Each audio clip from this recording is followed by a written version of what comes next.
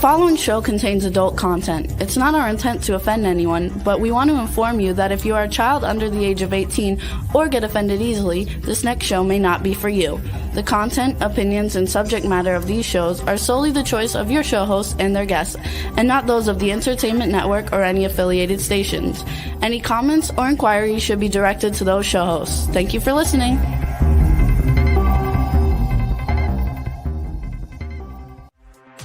Hey everyone, and welcome to 50 Shades of Bullshit.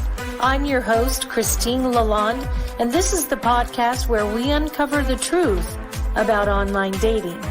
Now let's begin.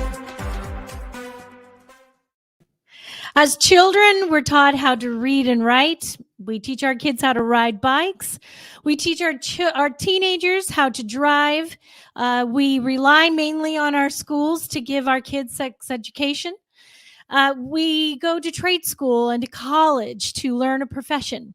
But one of the most important things in a person's life is who they're going to marry, who they're going to date, who they're going to raise children with.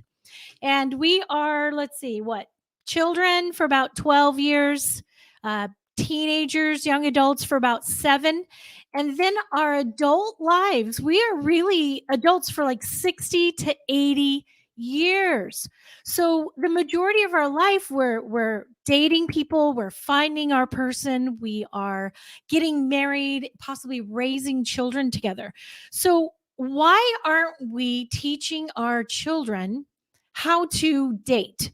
Why aren't we teaching them and giving them the right tools on how to find the right person for them? I mean, wouldn't our divorce rates go down? Wouldn't we, as women, maybe not be so uncomfortable or feel unsafe when we're around men on dates? Or vice versa, women with women, men with men. But if we're teaching everybody how to properly date, wouldn't the other person maybe have a semblance of romance, or maybe they're treating their dates with respect, and they would be maybe dating with intent?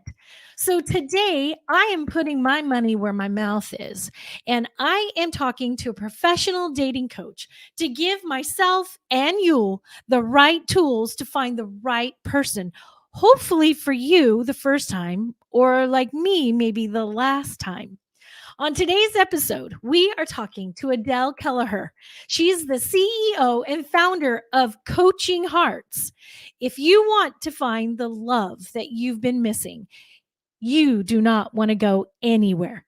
I'm Christine, and this is 50 Shades of Bullshit, where each week we talk about dating. Well, today we do not have our Gabby. She went on vacation and she's having a great time, but we are going to have the best time here today. I have a special guest with me. She is going to teach us all how to date with intent and find the love that we've been looking for. So let's welcome Adele. Hey, Adele. Yay, hi. How are you? I'm good. How are you, Christine? Wonderful. Thank you for being here with me today. How are you? I am wonderful. It's such a pleasure. I'm so excited to jump in today. I am too. I mean, I think a dating coach is a special kind of person. I think it's exciting. And you're so awesome. I just adore you. And I just can't thank you enough for being here. Thank you. Thank you so much. I really appreciate it. I'll tell you, if you would have told me back in the day that I'd end up a dating coach, I probably would have laughed in your face. But the journey professionally started 100% personally. I used to refer to myself as a professional dater. I felt like I was doing all the things. Are we soul sisters? I might be a professional at this point. It was ridiculous. I don't know. I felt like, okay, I'm doing all the things. Yeah. But nothing was working. And I'm not a shy person, if you can tell. So I never had a hard time meeting people. But at the end of the day, I just couldn't meet quality people that meshed with me in my world. I think that's everybody these days. We're just not finding that right person. Yes, and then you have the whole online dating, which makes it even more difficult, ironically enough, to genuinely communicate and to Yeah. connect with people. It's so Yeah. hard. So it was through my own journey that I ended up kind of discovering the world of coaching and this whole Mhm. behind the scenes love help. And it was through that that I ended up finding my own husband. And Oh, a success story.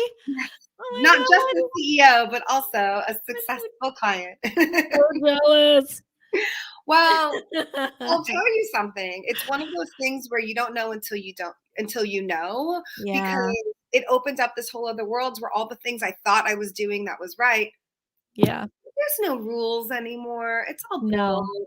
And it's so hard to stay authentically true to yourself. And so ultimately, that's what I do. I help people have a better understanding of what they really want, not what they think they want, their Yes. wants versus their needs, and how to go Yes. out and find it in today's crazy world. That's awesome. So, how did you start out? So you were single and you were dating, and then what did you start doing? I mean, what was your, were you professionally in the dating world, or were you just dating?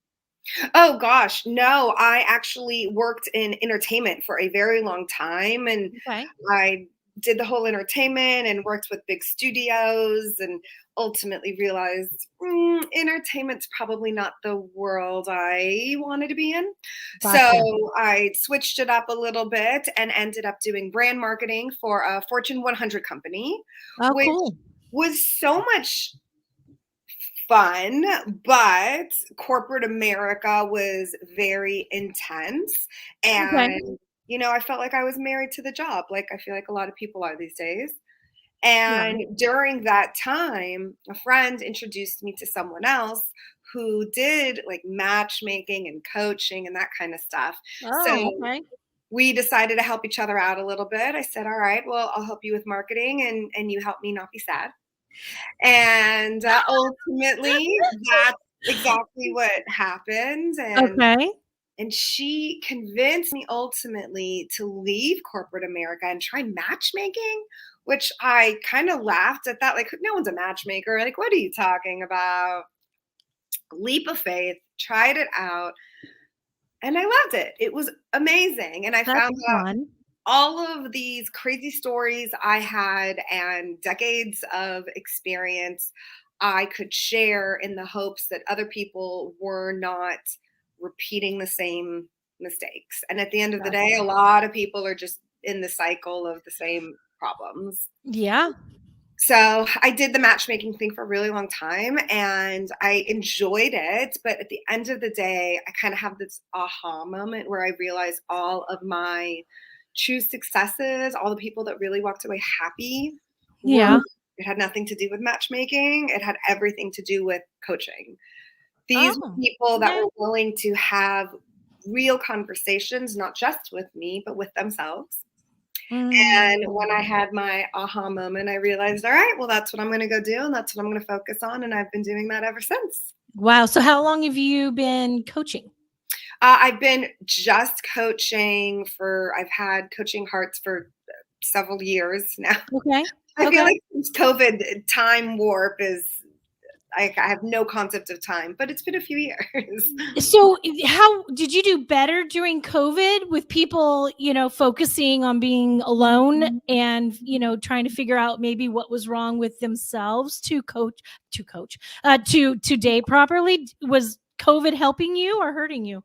Well, at first, when the whole COVID thing happened, ironically enough, it timed out perfectly with my maternity leave because I ended up having a baby Oh, you had in a April. baby. Yeah, April of 2020. So it was crazy. Wow. Uh, Wow. Yeah. and so I already kind of was like, all right, oh, I'm on maternity leave. And then when the COVID thing happened, I was not quite sure on how people felt about connecting in a time when everyone was saying, go isolate. Yeah. So I took a little bit of a back burner, and much to my surprise, people were coming out of the woodwork saying, "Please, please, please help me. I'm in isolation. I'm Yeah. single. I'm home. I'm alone. I really just want to connect with someone. I obviously want to be safe about it, but people were genuinely starving for Yeah. that human interaction. And I was. I think a lot of people were, even people, by the way, that were coupled up were still starving for interactions and something different. Right. I think there were a lot of problems in relationships during COVID. Unfortunately, yes. It made some people realize that they were not compatible. It also made people realize they could get through anything and were much stronger because Oh, of it. yeah, absolutely. So I've been single. Well, let's see. My divorce was about 11 years ago. And I really had an aha moment that was when I thought, I can't go from this marriage to another one without figuring out who I was, because I found that I didn't like who I was in my marriage. And he brought out some really awful things in me that I wasn't happy with. And I kind of felt like I was battling against his horribleness and against mine. Well, So I decided, in the last 11 years, I've had a couple of serious relationships that lasted a good couple of years each. And I learned a lot from each one of those, that I really have figured out who I don't want, you know, mhm. and what I think is good for me and what I think would be me good for somebody else. So I've learned a lot about myself in this time. But I think I'm still getting it wrong. I still think that I'm getting this who I'm attracted to wrong. Right? Is that the right way of saying it? I mean, not so much physically, but I mean, there's different ways to be attracted to someone. It could be physical, it could be mental, it could be emotional, it could be a lot of things. right. Look, I commend you for the fact that you have an insight that you were able to walk away with. Most people don't have that. So Yeah. the fact that you are able to take ownership of things within yourself, that's fantastic. Most people are very quick to blame the other person. Not saying there isn't Oh, blame there. now understand, I blame myself for picking him. I blame myself for having a bad picker. Unfortunately, I picked someone who wasn't right for me. Since my divorce, I've learned that I'm an empath, and I'm very intuitive. And I also learned that empaths tend to pick narcissists, which was what my problem was. So I've, worked really hard to change that, to find a good man, to find someone who doesn't drive me insane, or me, them, insane in good ways. you know? So this is good. So you have this piece of information that is very insightful, but how do you break it down into your day to day? And Yeah. even having this knowledge, how are you genuinely using it now? That I think is kind of the hardest thing. Like most people Yeah. say, oh, well, I know this, this, and this, but then at the end of the day, they end up in the exact same cycles. Yeah. So that is really difficult as well. And it's definitely something I work on. What's interesting is what I hear you say is, okay, over the last 11 years is you have a much better understanding now of what you're looking for, what you can provide, which Yeah. sounds good, but it's the beginning of the journey as opposed to the end. So most Yeah. people could come and say, "Oh, well, I know exactly what works for me, what doesn't work for me, and then, Yeah. help me figure out how to get from there." That's not going to work. So you have an idea of what you think works for you, and we start from there, which is great.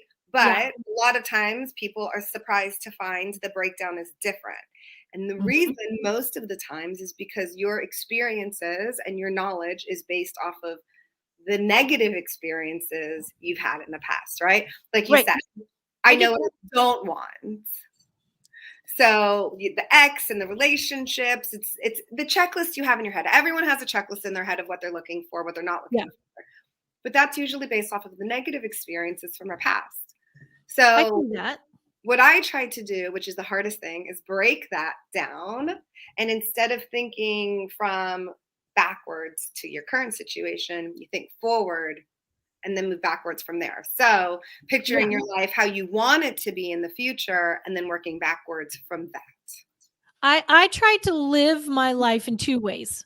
One, I don't believe in hindsight is 2020. I try to think now sight is 2020. I start to I try to stop and think, one, will I regret this? Two, how will I really feel, in 10 minutes, in 20 minutes, in an hour, in 2 years, etc.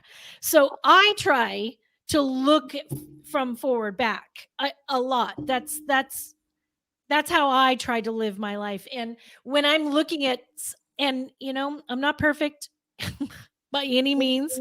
I'm very flawed, but I'm fun flawed. I'm a good flawed. If someone can live with my fun flaws, then they got a golden girl here. So I try to do that. I mean, it's not easy, but I also try to stop and think, how's this person going to make me feel when I'm around them? And then when I get there, are they giving me that feeling, that calm, that fun, that giddy, it's not easy, but I try. I love that. That's great. And by the way, you shouldn't be perfect. No one is perfect. There's no such thing as perfection. Yeah, I You agree. just gotta find matching baggage. Matching baggage. So each week at the top of the show, Gabby and I typically talk about our date for the week, like what we went on, who we met, was it good? Was it bad? Was it crazy? Whatever. So I'm dying because she's not here to tell her about my date this week. And so I'm going to share it with you. I started talking to somebody on a dating site a couple of weeks ago, and we had this date planned. And that day, he sent me a message on the site and said, I can't go because apparently a friend of mine has just had a baby and he's having a bachelorette party or a bachelor party. I was like, this shit is made up. I Googled it, and I guess it's a real thing where they get to go out and drink and have a good time after the baby's born or before the baby's born. I was like, oh, whatever. He just doesn't want to use diapers. So I was like, he bailed on me that day. And my instincts typically is don't give him another chance to break a date, But I was like, you know what? There's really something about him. I thought, I'm going to give it a shot. Well, he doesn't exchange phone numbers until actually he's met somebody a couple of times, which is, at first I was thinking, God, this is going to be a little tricky. But then I get it. I figured, I'm going to go with the flow. I'm trying to learn to do that. Good for you. It's not easy. So we meet somewhere. We go have drinks. Oh my good hell. He's quite lovely. Oh, I love that. He's hot as hell. Oh, Yay. God. From head to toe, physically, he was it. He was Deep breath. he was a deep breath. My body shakes. Oh, I love that. I was so giddy the whole date. I think I was just like, and this, and that, and that. And I broke a few rules. And I was like, wait a minute. I'm not supposed to talk about past dates. And he's like, no. And I know better.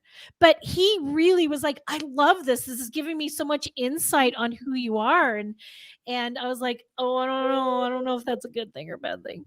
But he said, he has a couple of rules. He doesn't give his phone number out for a couple of dates. He takes it really, really slow. He doesn't kiss on the first date. And here I am, like, tasting all the 31 flavors before I buy my ice cream. I'm like, what? I can't sample? And I was like, and every single time he'd say something, I would think to myself, am I cool with this? And I thought, you know what? He's worth it. He's worth it. So he slowly started touching my shoulder and and he would get closer and closer, and I was just feeling even more giddy. And then he kissed me. And I was like, holy shit. He said he didn't kiss on the first date. And I looked at him and I was like, hey, aren't you not supposed to do that? And he said, quite frankly, he goes, I want to tell you, I've wanted to do that since the first time we matched on the site. I was like, oh my God, I got to be careful. This one's going to be brutal. By the end of the date, he said to me, would it be really bad if we were together tonight? And I thought, hell no, it ain't going to be bad. It's going to be good. Oh, it's going to be good. So I actually took a hot second and I looked at him and I said, you know what?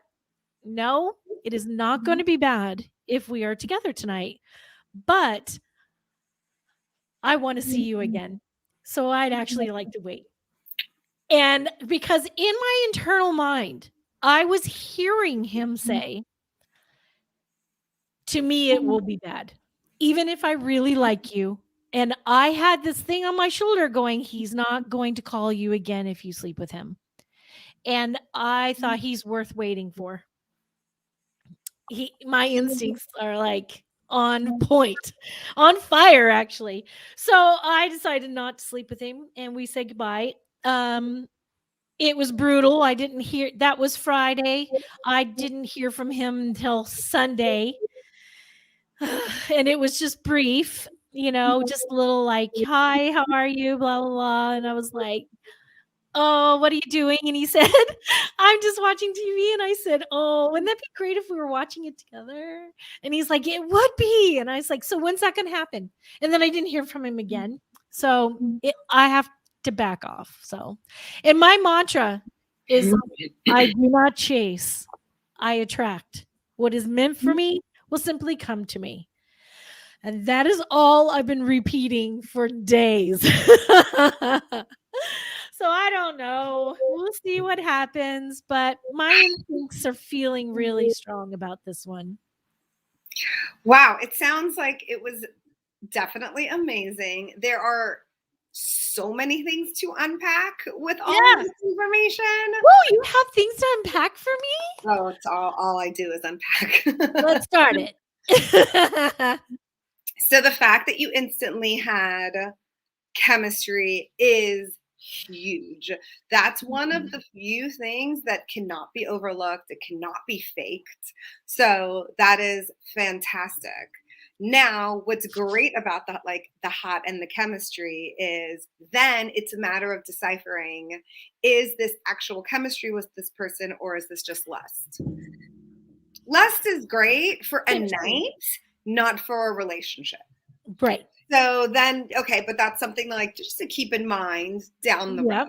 Okay. So also one of the things I believe you said was as he's talking, you're thinking, okay, can I deal with this? Is this something that's going to make or break? I would actually say next time you're out with him, with anyone else, stop having this dialogue with yourself in your head. Okay. There's multiple things that end up that are not benefiting you when you do that. One, it instantly takes you out of the moment. So even though you think you're listening, you're not 100% present in the moment listening to him, because how can you? You're having a whole other conversation in your own head, right? Okay, I see that. Also, you're now putting yourself in a situation where you are expecting something to go wrong. You are asking yourself a question of, well, is this a deal breaker? Is this something that's going to make me walk away? Is this something that I'm going to pick a part of this person that is going to be the one thing that I fixate that I'm like, oh, no, can't deal with that, walk away. Yeah. Stop doing that. You are setting yourself up for something negative, for something disappointing. Okay. Trying to look at a person as a whole is probably one of the hardest things we have in today's society. Think about how you would want someone to look at you. whether it's this part of your personality or you believe this way politically, you watch this TV show, you refuse to do this exercise, whatever it is, that does not define who you are.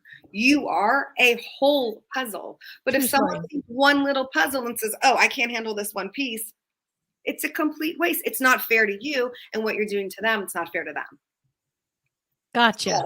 That's good. I like that. So, You're good. it's hard for people to do though, especially people that have been dating for a beat, right? Not your first rodeo. So you kind of end up saying like, okay, this is the script that I'm going to say. This is the script that's happening in my head. You got to break that cycle. What do they say? Definition of insanity is doing the same thing and expecting the same results, or expecting different different results. results. Right. So stop. You just got to stop doing that same thing. And it's really hard being present. But just remember, you want to treat them like how they're treating you. They're meeting you for the first time. You are not this piece and that piece. You are a sum of all your parts. Okay, I like that. That's great advice. So when you start out, talking with somebody, how do you approach coaching somebody? It's completely different for every person. I don't have this rigid template that I use because everyone is so different and individualized. So Yeah. the first thing I do is just have them try to gain a better understanding of where they're coming from. And Mhm. it's very much in three parts: what you had experience in your past. But I'm not a therapist. I'm not going to sit there and be like, okay, tell me how that made you feel, tell me about your parents. I'm not going to do that. Really, I just want to have a better understanding of how that journey got you to where you are now. Okay, what's your current life look like? What is literally your daily life?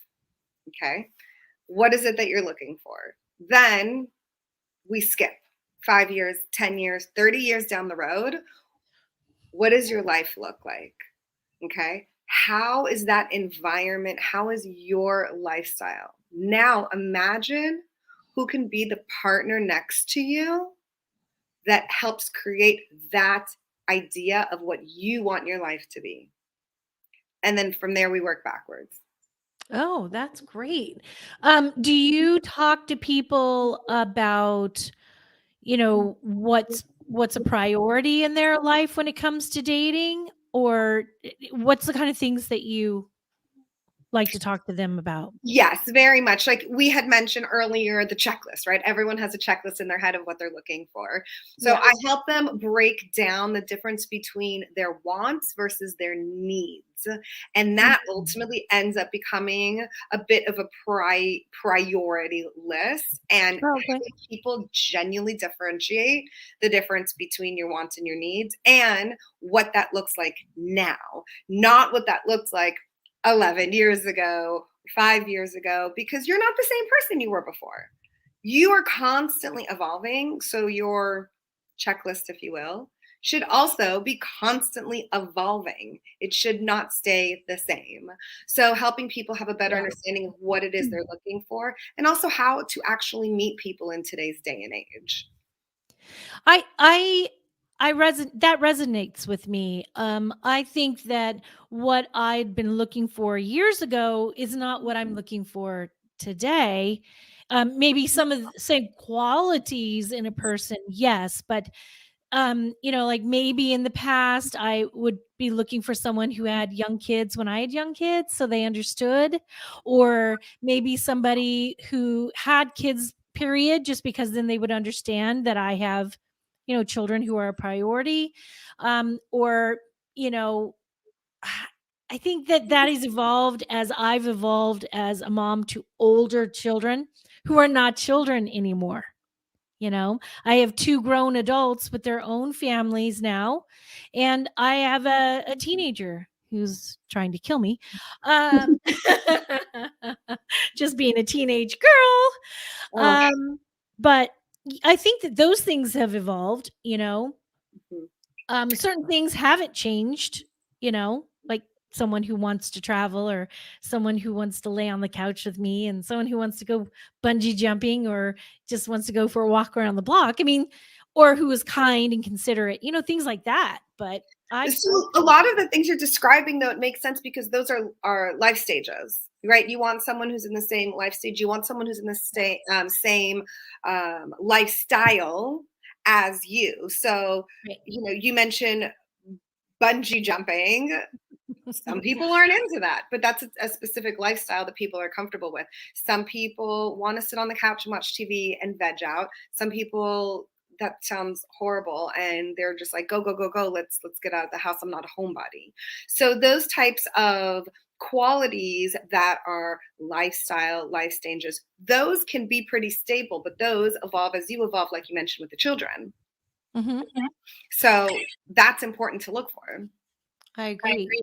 So when you are coaching someone for dating, do you focus on how they're dating or where they're finding dates? Is that important? Both. Okay. Sometimes if people have a hard time, let's say approaching someone or having the actual conversation, I'll break it down with how do we get you comfortable in your environment. Sometimes I'll do mock dates or mock texting to get people comfortable with that kind of back and forth if they're a little bit more introverted. Sometimes I have people who say, I go to all of these events and do all these things and I'm not meeting anyone. What's wrong? So with that situation, we'll break it down of, okay, what are these types of events? Again, how do we find something that's new and different, but that is attracting the quality person that you want to be with?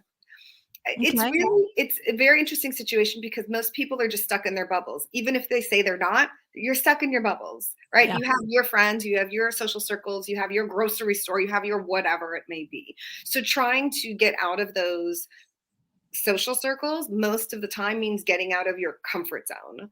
And I try to guide people through that in the most comfortable, least awkward way. But again, you need to change what you're doing. You need to change what you're giving out into the world to change what's coming back. So, and what's nice is being being a coach is they're not alone. I'm with them. I always make the joke, I'm like your little dating guru in your back pocket that you can text and say, like, how do I do that? Can I put you in my ear with a little microphone? I'm telling you, like, I'm looking right now to see what text I'm getting. You'd be amazed. I've gotten the text from the grocery store, like, okay, cute guy in the freezer section. What do I say? Yep. I've gotten, what am I wearing on my first date? I've gotten the awkward bathroom text while they're on a date. You're on the journey all together. So. Well, Gabby mentioned last week that her issue has been, the woman gets dressed up for the date and the man comes walking in like he's going for a drink with his buddies. On my date this week, he was looking so good. He had nice shoes on. He had nice pants on. He had a cute shirt. He was like groomed and smelled good. And you know what I mean? Oh my God. So it meant I realized that clicked in my brain. I don't think I'd ever thought about that before, if a man dressed up or not. I mean, I guess I see it, but it was never really a big thought until, Gabby said something. But, I think women tend to dress up more than men. I do agree. I think women dress up more, and us girls, we got the hair and the makeup and the whole like shebang. I will say this: if a guy is dressing up, that's fantastic. That's wonderful, because what that does is, again, you kind of have to dig a little deeper. Who cares if he throws on this nice pair of jeans or whatever? The deeper issue is he put forth effort. He is excited to meet you. He is already saying you are important enough to do X, Y, and Z. Okay. So that shows a bigger picture. Now I'm going to give a different scenario. There's plenty of people out there, men and women, who want to put forth the effort, but that may not be their thing. They may only own jeans that maybe aren't form-fitting too great, or the same shirt they've been wearing for the last week, and they think that's fine, but they put forth the effort in a different way. Maybe they've researched where the restaurant is, maybe they did the reservation.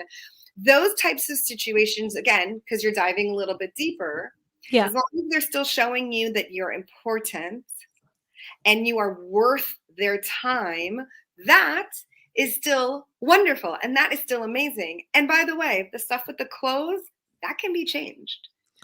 Right. That's the easy stuff. A person's character you can't change. Their clothes, their haircut, that can be changed. Yeah. So when someone goes online dating, is there advice that you would give someone on how to make it work for them? I mean, what do you think people are mainly doing? Swiping, searching, looking, whatever. So online dating sucks. Like, let's just be honest. I feel it. I've never met anyone that has said, I love online dating. Yay, so much fun. Oh my gosh. No, let's be honest. Like, it's horrible. Yeah. But it's usually horrible because most people are not utilizing it as the resource it can be. Okay. When online dating started, the purpose of it was the idea that, I'm going to make it easier for people to connect and actually meet others. But unfortunately, what's happened is, with social media being the way it is, and the oversaturation and the filters and all of this, it has ended up making it harder to connect and harder for people to actually get to know one another. So it also has become a bit of a crutch, where most people think that their swiping left and right is them putting forth effort in their dating life, which is not correct. No. Okay. You can use it as a resource, but it should not be your end all be all. If you are sitting there because you're bored and you're watching TV and you're sitting there scrolling aimlessly left or right, that's not dating. That's not fair to yourself. If you're trying to go and do a marathon, you're not just going to show up one day in your sweats and whatever shoes and be like, all right, I guess I'm going to do it. I'll just walk through it. No, you need to do the work. You need to show up. You need to prepare.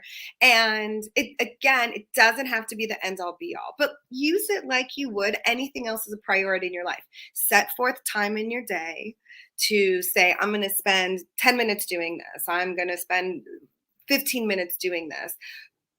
Don't just pick the apps that you think are trendy. Find what works for you. There are very specific apps for very specific things. Find out which one is the best for you and aligns with your priorities and your ethics and your skill set and what it is that you're looking for in a relationship. You do that, you do the online thing, and then great, you move on. And then you figure out, okay, I did the online stuff. How am I meeting people in real life? Don't let it be the end all be all. And when you're reaching out to people, first of all, I am a believer that as women, we should be reaching out as well. The only person who knows what you want is you. So why not go out and get it? Yeah. And, we've all had those obnoxious interactions where people are just like, hey, that or you never hear from them again, or the entire conversation every single time is, how are you? What are you doing today? What are you eating today? What are you doing? Hi. It's like, could we get past hi? I mean, you have to bust through the clutter. You have to, if you want to, if you're genuinely meeting someone for a real relationship, then that's kind of where you're going. And here is one of the biggest mistakes that I find all the time. People connect online and they're still using a mechanism to communicate with, whether it's an app or you're texting or the phone. Forget that. The whole purpose of all of this is to meet in person. Because that chemistry that we talked about earlier that you had on your date, where you talk about him, you have little butterflies in your eyes, like you're so happy. That chemistry Yeah. You cannot fake over the phone. And I don't care if you were texting all day long and he now knows all of your information and that your dog needs to go to the vet and whatever the hell it is. None of that matters unless you meet in person. So Right. that is the purpose. Get off the apps, get off the phone, meet in person. Well, there's two things with that I've found. I either will really be hot for them by their pictures. I'll really be into them by video chat. We all have so much in common, and I'll be all like, "Oh, this is good." And then I meet them, and it's like, "Wah wah wah," and it just is nothing there. And 98% of the time, that is exactly what happens to me. Almost every time, hands down. Almost And now every single time. right. And now you've wasted that time, you've wasted that energy, Yeah. and you're getting excited about this person. Yeah. All of that is unnecessary. All you need to do is get to the point where you meet in person. And that way, if you're not invested, you're like, okay, I can move on. And you're not so burnt out. People get so upset and so burnt out from the online dating. Again, it's just another resource to meet people in real life. Yeah. So if you're not putting forth all of this effort, it's okay. You can move on much faster too. With this time, I thought he was interesting. I thought there would be something, possibly there. I thought he was really cute in his pictures. I got there and I was floored. I not only had this massive amount of chemistry with him, and it wasn't one-sided. Thank God. Which happens a lot. If I do find somebody I like, it's typically one-sided. But it felt both-sided. And I didn't force him to do anything, so he was good. And I had said to him, wow, I'm just all I can say is you're amazing. You're wow. And he said, "Oh, you probably say that to all the guys." And I was like, "Actually, I don't say it to anybody." So No. he was pretty special, which was nice. But I completely get what you're getting at. You have to break out that comfort zone. You have to get past the phone calls and the texts and the emails and the BS to get to the real deal. You move on. Mhm. So we have about I don't know, about 5 or 6 minutes left. Oh my gosh, that went by so fast. I know, I can't believe it. We're gonna have you on a lot. Yay, I love it. Well, I need updates to hear about how it goes with this guy too. Like I need to hear more. Yeah. So what would you say your best advice to get started and to get really excited about calling you? Because I think that you're really special, but and not just because you're my freaking guest today, but I really think you're pretty damn awesome, and Gabby absolutely adores you. And what would you say some of the things right now that would get people excited to call you? Because I want people to start calling you, because we need to teach ourselves the right way to date with intent and figure out, where we're going so we can get off these fucking apps. I love that. Well, thank you. I love you guys too. You guys are amazing. And I love that even this platform exists, that people are out there talking, because that is the biggest advice that I would give is take control of your dating life. We're always taught that if you want something, you go out and get it, right? If you want a promotion at work, you're not going to sit there and twiddle your thumbs at your desk and say, oh, I hope it happens. No, you're going to take on extra projects. You're going to go tell your managers that you want a promotion. Like you're going to make a genuine action for it.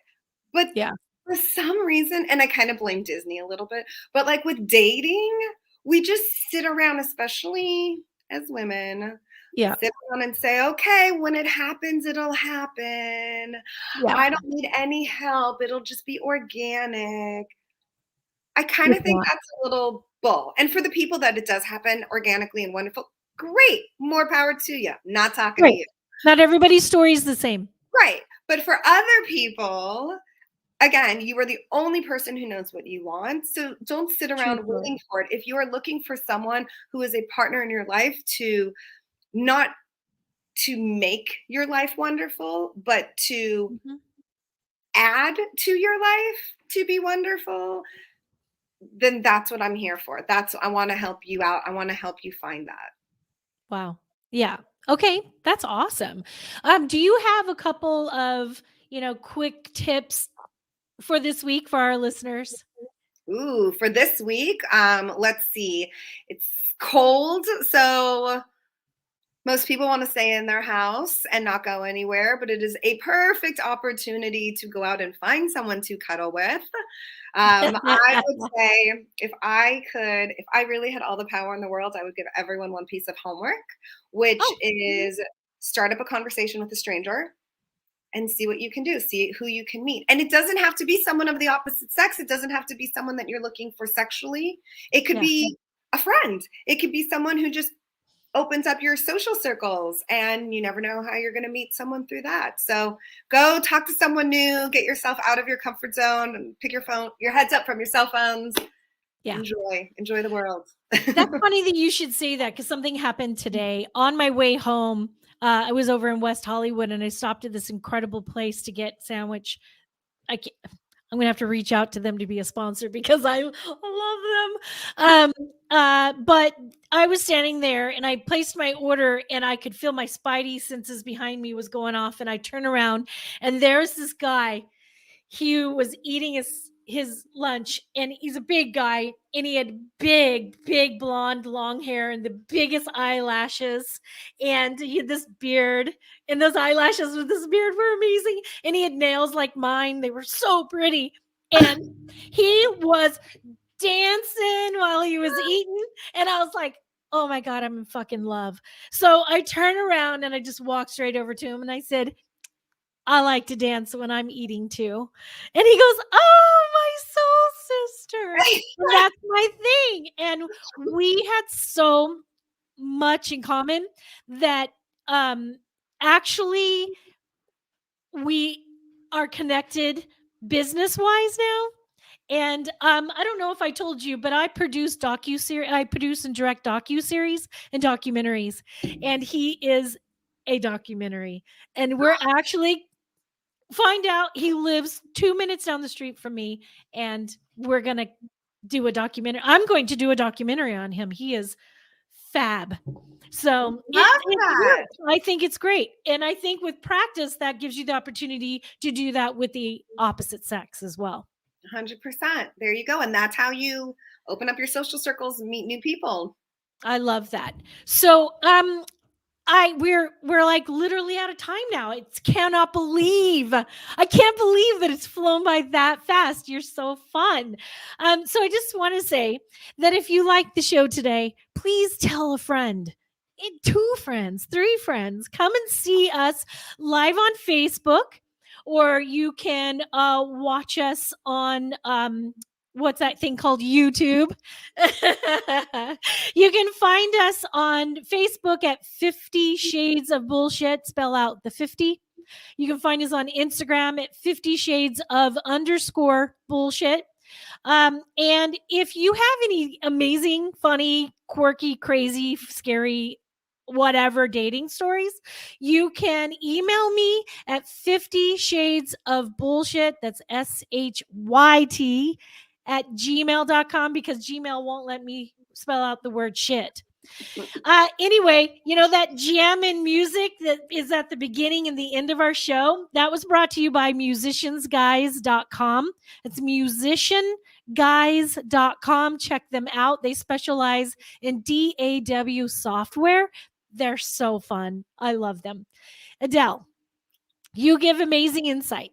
Thank you for being here today. You are the professional of all professionals for dating. And I can't wait to talk to you again. But you can all find Adele's website is coachinghearts.com. You can email her directly to find out if you should have her as a dating coach, which the answer is yes, at Adele at coachinghearts.com. Instagram, Coaching Hearts Consulting. So find her. And when you find her, tell her you heard her on 50 Shades, and that's your promo code. Okay? Adele, we love you. I Thank love you. you. This was so much fun. I don't even know where the time went. I just realized the room is like completely dark because I lost all my sun. He's just this glowing, beautiful face. So much fun. Thank you. Thank you so much. Love to hear more. I love it. To my listeners, thank you from the bottom of my heart. We love hanging out with you. Thank you for the support. Come back next week with all your friends. We're going to have so much fun next week as well. Same time, same place. And until then, keep it real. If you enjoyed this episode, please share with your friends, like and follow us on Instagram at 50 Shades of _bullshit and Facebook at 50 Shades of Bullshit. Thanks so much for listening, and we really hope to see you again next week.